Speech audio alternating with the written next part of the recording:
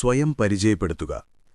കാർത്തേജിൽ നിന്നുള്ള യേശുക്രിസ്തുവിന്റെ അനുയായിയായ പെർപ്പറ്റുവയാണ് ഞാൻ. ക്രിസ്തുവിൽ വിശ്വസിക്കുക എന്നാൽ ജീവൻ പണയപ്പെടുത്തുക എന്നർത്ഥമുള്ള ഒരു കാലഘട്ടത്തിലാണ് ഞാൻ ജീവിച്ചിരുന്നത്.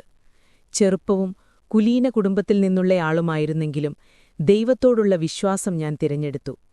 ക്രിസ്തുവിനെ നിഷേധിക്കാൻ വിസമ്മതിച്ചതിന് എന്നെ തടവിലാക്കുകയും പിന്നീട് രക്തസാക്ഷിയാക്കുകയും ചെയ്തു.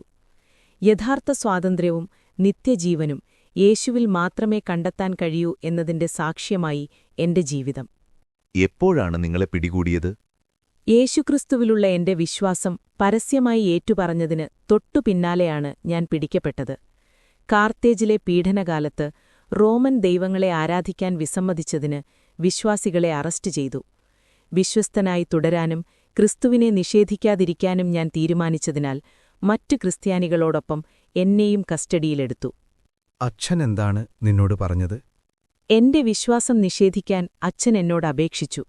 എന്റെ കുടുംബത്തെക്കുറിച്ചും എന്റെ സ്ഥാനത്തെക്കുറിച്ചും എന്റെ ജീവിതത്തെക്കുറിച്ചും ചിന്തിക്കാൻ അദ്ദേഹം എന്നോട് അപേക്ഷിച്ചു. കണ്ണീരോടെയും കോപത്തോടെയും എന്നെ സ്വതന്ത്രനാക്കാൻ വേണ്ടി ഒരു ക്രിസ്ത്യാനിയല്ലാത്ത എന്തെങ്കിലും വിളിക്കാൻ അദ്ദേഹം എന്നെ പ്രേരിപ്പിച്ചു.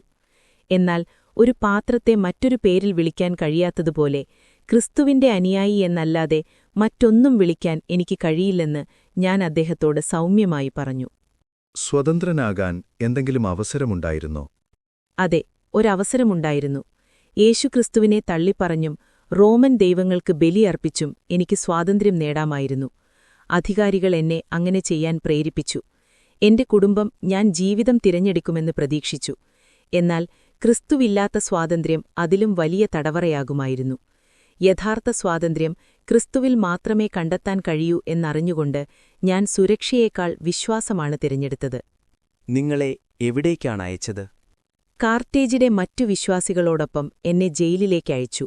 പിന്നീട് അരങ്ങിൽ മരണത്തെ നേരിടാൻ ഞാൻ വിധിക്കപ്പെട്ടു. അവർ അത് ശിക്ഷയായി ഉദ്ദേശിച്ചെങ്കിലും എന്റെ വിശ്വാസം ശക്തിപ്പെടുത്താനും എന്റെ സാക്ഷ്യം അറിയിക്കാനും ദൈവം ആ സ്ഥലം ഉപയോഗിച്ചു. അവിടെയും ഞാൻ ഉപേക്ഷിക്കപ്പെട്ടിട്ടില്ലെന്ന് എനിക്കറിയാമായിരുന്നു. ക്രിസ്തു എന്നോടൊപ്പമുണ്ടായിരുന്നു.